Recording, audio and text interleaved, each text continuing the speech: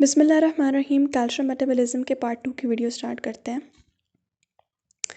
ठीक है, इस पार्ट में उन्होंने कहा है कि कैल्शियम मेटाबॉलिज्म में हमारे पास there are two lines of defence. ठीक है, there is the first line of defence and the second line of defence. एक सेकेंड में इसका साइज थोड़ा कम कर लूँ। ओके, ठीक है, we have the first line of defence and the second line of defence. ठीक है, जो फर्स्ट लाइन ऑफ डिफेंस है that is the buffer action of exchangeable calcium in the bone. ठीक है, बोन जो है वो एक रेजरवायर के तौर पर, एक बफर के तौर पर एक्ट कर रहा है। और जो सेकंड लाइन ऑफ डिफेंस है that is basically a hormonal action and that is mediated by parathyroid hormone and calcitonin. ठीक है, तो इन्होंने क्या थोड़ी सी स्टोरी लिखी है कि इन्होंने कहा है कि बोन के साथ रिवर्सिबल कैल्शियम क्रिस्टल्स बाउंड होते हैं that are of calcium phosphate variety. तो जब आपके एक्स्ट्रा सेलुलर फ्लूइड में कैल्शियम और फॉस्फेट की कॉन्सेंट्रेशन ज़्यादा हो जाती है तो दैट कैल्शियम फॉस्फेट क्रिस्टल्स आपके एक्सचेंजेबल सॉल्ट की फॉर्म में, ठीक है, they start getting deposited inside the bone. और जब आपके एक्स्ट्रा सेलुलर फ्लूइड में कैल्शियम और फॉस्फेट की कॉन्सेंट्रेशन लो हो जाती है तो फिर हम उस जो डिपॉजिटेड बोन के अंदर कैल्शियम होती है उसको हम लोग एक्स्ट्रा सेलुलर फ्लूइड के अंदर एब्जॉर्ब करा लेते हैं।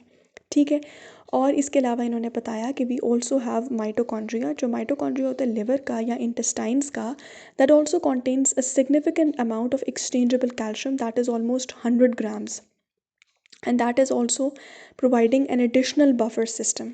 ठीक है, बाकी रह गया हमारे पास जो सेकंड लाइन ऑफ डिफेंस है that is because of the parathyroid hormone and minor role is because of calcitonin. तो जब कैल्शियम कॉन्सेंट्रेशन लो हो जाती है तो parathyroid hormone takes the major role.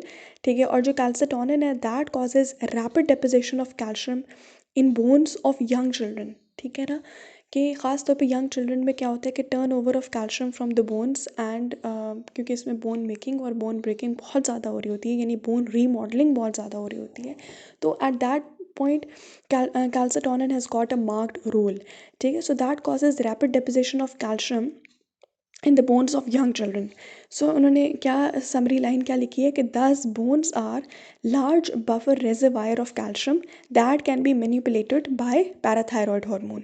ठीक है, पैराथायरॉयड हार्मोन से हम इसको मैनिपुलेट कर सकते हैं। ठीक हो गया, ये हो गया, हमने इसके दो बफर सिस्टम्स और फर्स्ट और सेकेंड लाइन ऑफ डिफेंस देख लिए। ठीक है, एक हम लोग थोड़ा सा देख लेते हैं कि what is actually the role of calcitonin. ठीक है ना, क्योंकि जो लास्ट वीडियो उसमें मैंने आपको ये तो बता दिया था कि what is the role of parathyroid hormone. अब हम देख लेते हैं the minor role of calcitonin. Calcitonin is a peptide hormone made up of 32 amino acids. जो वो वाला था उसके पैराथायरॉयड हार्मोन, उसमें फाइनली हमारे पास कितने थे, 84 अमाइनो एसिड्स थे। बट हमने कहा था कि जो fragments of parathyroid hormone they can also function well. ठीक है, it is a peptide hormone having 34 amino acids and having a molecular weight of 3400। उसका मॉलिक्यूलर वेट 3500 था।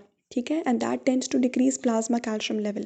अब इसकी सिंथेसिस और सिक्रीशन कहाँ पर होती है, in the parafollicular cells also called is the C cells that are lying in the इंटरस्टाइशियल fluid between the follicles of the thyroid. और कितनी परसेंटेज होती है पैराफॉलिकुलर सेल्स की? Parafollicular cells are among 0.1% of the total cells in the thyroid gland. ठीक है, and they are basically the remnants of the fourth branchial arch also called is the ultimobranchial glands. ठीक है, अच्छा, next वो क्या कहता है कि increase plasma calcium concentration stimulates calcitonin secretion. कि आपके प्लाज्मा में जब कैल्शियम लेवल बहुत हाई हो जाता है तो that stimulates the calcitonin secretion.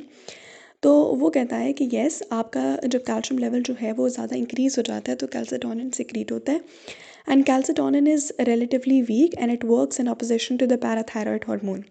अब जो कैल्सिटोनिन है वो आपके प्लाज्मा कैल्शियम लेवल को दो तरीक़ों से डिक्रीज़ करता है। एक क्या करता है कि वो जो आपके ऑस्टियोक्लास्ट होते हैं और ऑस्टियोसेटिक मेम्ब्रेन होती है, ऑस्टियोलिटिक मेम्ब्रेन होती है, उसकी जो एब्जॉर्प्टिव एक्टिविटी है, ठीक है, फ्रॉम द बोन, कि वो जो बोन से कैल्शियम को एब्जॉर्ब करके एक्स्ट्रा सेलुलर फ्लूइड के अंदर पंप कर रहा होता है, उस एब्जॉर्प्टिव एक्टिविटी को वो डिक्रीज़ कर देता है।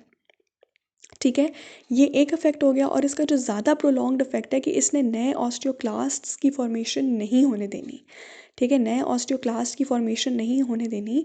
ठीक है, अब यहाँ पे उन्होंने बताया है कि इस तरीके से क्या होगा कि ऑस्टियोब्लास्टिक एक्टिविटी डिक्रीज़ नहीं होगी। मतलब जो आपके एग्जिस्टिंग ऑस्टियोब्लास्ट्स हैं, ठीक है, जब वो ब्रेक नहीं होंगे या नए ऑस्टियोक्लास्ट की फॉर्मेशन नहीं होगी तो आपके एग्जिस्टिंग ऑस्टियोब्लास्ट का काउंट डिक्रीज़ नहीं होगा।